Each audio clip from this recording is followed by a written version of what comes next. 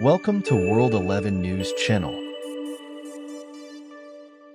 As 90s wellness icon and Stop the Insanity, star Susan Powter once asked her audience while standing in front of a wall of bottled liquid in her vintage VHS tape Shopping with Susan, how much water could there possibly be?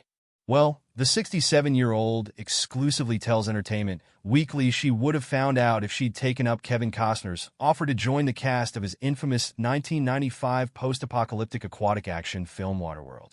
In a new life and career-spanning interview, Powter, whose 1993 weight loss infomercial Stop the Insanity became a crossover pop culture phenomenon that led to a reported $300 million fortune, tells EW that mainstream popularity led to a variety of off-kilter offers.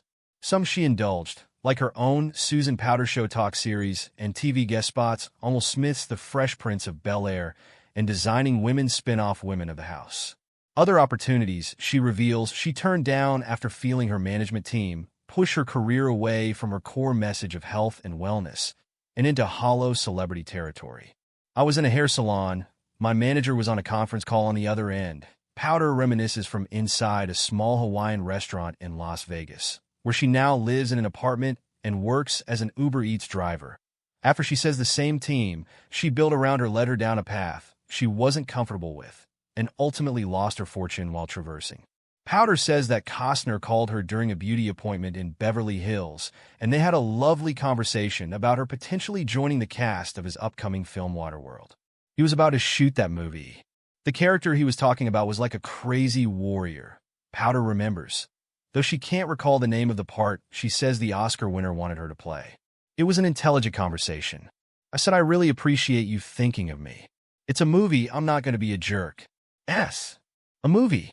We were talking about doing it. We were talking about the role. I said, the character is just not who I am. I'm passionate. I'm not angry. There's a difference. Powter says that's when things started to change between herself and those who worked with her. My manager was livid because she wanted the movie. She wanted me to do a movie, she says. She thought it would have been a great thing for me. She adds that, looking back, she didn't care about the film's reportedly exhaustive shooting schedule and its lack of commercial success. What I know is I had a nice conversation with a very nice man, and he understood, Powter says. I was not in any way affected by it. Still, she says that she didn't want to represent women that way, based on what she remembers about the character Costner pitched to her. I'm not angry. The opening line of Stop the Insanity is I am not angry. I'm passionate. That's a very deliberate line. Representatives for Costner have not returned EW's requests for comment. Though Waterworld, also starring Dennis Hopper, Jean Triplehorn, and Tina Majorino, ultimately underperformed at the box office upon grossing $264 million globally on a massive $175 million budget. The film earned an Oscar nomination for Best Sound, and even spawned a popular theme park show based on the film's plot. After opening its initial iteration at Universal Studios Hollywood in 1995, an additional 3 versions of the live show opened at Universal Parks in Japan, China, and Singapore, with all 4 still in operation today.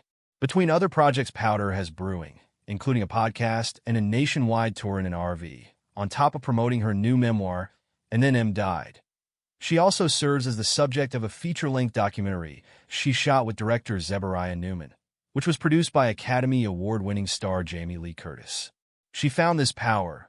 Newman previously told EW of Powter's success story and subsequent mainstream decline, after losing a significant amount of weight as a 260-pound single mother raising 2 sons, and telling her story to millions of American women who helped build her empire in the early 90s.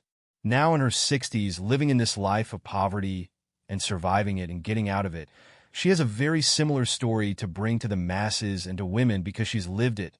Check back with EW for more from our interview with Powter.